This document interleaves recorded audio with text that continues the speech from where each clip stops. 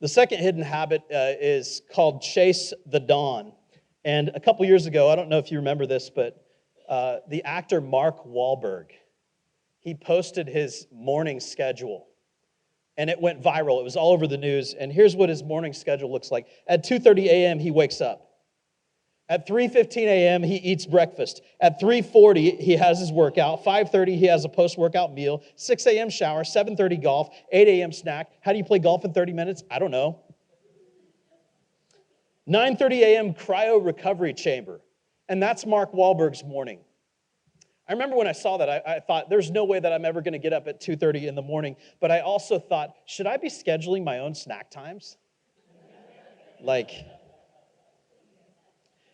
And the answer is, of course, yes. If you are scheduling, but here's the crazy thing. The morning hours have so much stage time in the Bible. It's crazy. Lamentations 3:23 says God's compassion is new every single morning. Psalm chapter 5, verse 3, in the morning, O Lord, you hear my voice. In the morning, I lay my requests before you. Psalms chapter 90, verse 14, satisfy us in the morning with your unfailing love that we may sing for joy and be glad all of our days. Psalm chapter 88, verse 13, but I, O Lord, cry to you in the morning. My prayer comes before you. All of the main characters in the Bible woke up early. Abraham got up to meet with God. Jacob got up to meet with God. Joshua, Hannah, David, Job, Moses. All the way down to Jesus, who woke up every single morning to get away for solitude and recharging. I love this passage in Exodus chapter 16. There's a great example here where Moses has led the Israelites out of Egypt and into the desert, into the wilderness, and they're starving.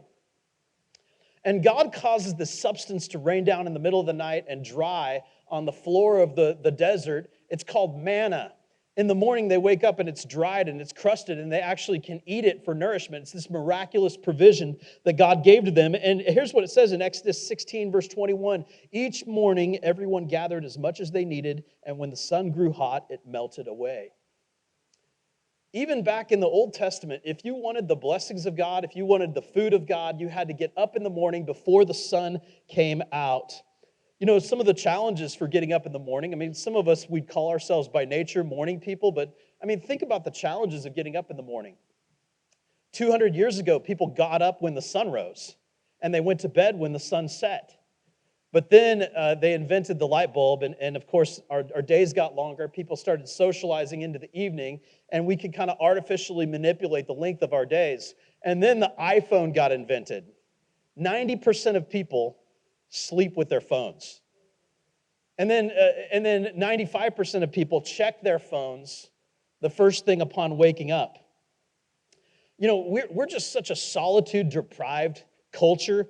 I remember Blaise Pascal, who's a Christian philosopher, he has this quote where he says that all of mankind's problems come from our inability to sit alone in a room. And I think that's true. Are you tired of hectic mornings? Are you tired of feeling stuck in your spiritual life? Are you tired? Do you feel like you need a breakthrough? Do you want to live like Jesus lived? Then you need to get up and chase the dawn. Mark chapter 1, verse 32, rising very early in the morning while it was still dark, Jesus departed and went out to a desolate place, and there he prayed. And Simon and those who were with him searched for him, and they found him and said to him, everyone is looking for you. Jesus had the habit of waking up early in the morning. Some of the greatest thinkers throughout history have woken up early in the morning. Several years ago, there was a book called The 5 a.m. Club that came out where they were advocating for recovering the 5 a.m. hour for reflection and meditation and exercise. Jocko Willink, who's an internet personality, former Navy SEAL, posts a picture of his watch every single morning, and it's usually around 4:30 a.m. Chase the dawn. There's something special about the morning hours. Morning activities, it's a metaphor for a fresh start. There's a ton of modern research and science behind the benefits of waking up in the morning, but the cool thing is that this was hidden in the Bible all along. And so how do you chase the dawn? What does that mean? Number one, it means keeping the morning watch. In the Bible, the watches of the night is what they call it. The nights were divided into 4 watches because the sun went down about 6 p.m. and then from 6 p.m. to 9 p.m. was called the first watch. From 9 p.m. to 12 p.m. is called the second watch of the night. And then from 12 to 3 is the third watch, and from 3 a.m. to 6 a.m. is the fourth watch of the night. And what's fascinating about this, if you study it in the Bible, is look at all the times the fourth watch of the night is mentioned. There's some incredible things that happen during the hours of 3 a.m. and 6 a.m. In fact, Christian tradition, they call this practice getting up to meet with God and spend time in prayer and solitude. They call it keeping the fourth watch, keeping the morning watch. Moses led the Israelites out of Egypt through the Red Sea during the fourth watch of the night. Jesus walked on water to save his disciples from the storm during the fourth watch of the night. The angels appeared to the shepherds to announce the birth of Jesus during the fourth watch of the night, somewhere between the hours of 3 a.m. and 6 a.m. And so keep the fourth watch means to wake up sometime between 3 a.m. and 6 a.m. You never know what blessings you're missing out on when you miss the fourth watch of the night. Number 2, say a one-sentence prayer when you get out of bed. Say, Lord, thank you so much for this day. Or, Lord, please bless this day. Number 3, establish a morning routine. The 5 a.m. Club has a routine that they call the 20-20-20 routine, where you spend 20 minutes of exercise, 20 minutes of reflection, and 20 minutes of reading or meditation. 20-20-20. Create your own routine. What do you like to do first thing in the morning? Make it a point to watch the sunrise every single day.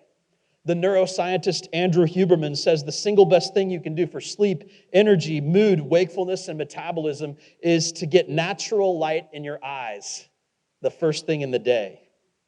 Drink a cup of coffee outside. Be still. Do your thinking. Write in a journal. Brainstorm. Take inventory of your emotions. You have to chase the dawn because all of us here only have a limited number of sunrises left in our lives. We have a limited number left.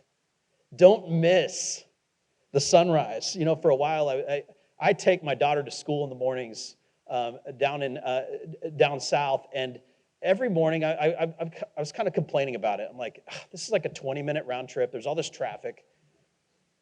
And then I realized I realized I've seen some of the most beautiful sunrises while I'm taking my daughter to school. And I get to talk to her. And then I decided that every morning that I drop her off, I'm going to spend that 5 or 6 minutes that it takes to get back to my house. I'm going to pray for every person in my family. And so I get to watch the beautiful sunrise. I get to pray for every person in my family. You never know what hidden treasures are waiting for you if you make a decision to chase the dawn.